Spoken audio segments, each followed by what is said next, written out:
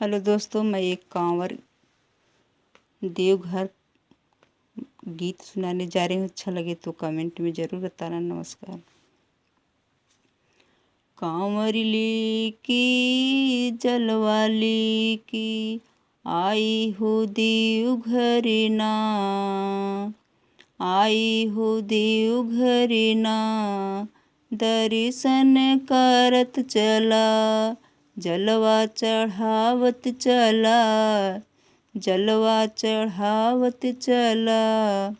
कांवर लेके जलवा लेके, कांवर लेके जलवा लेके आए हो देवघर ना, बोल बम का नारा लगावत चला, आए हो देवघर ना, बोल बम का नारा लगावत चला, जय जयकार करत चला, जय जयकार करत चला।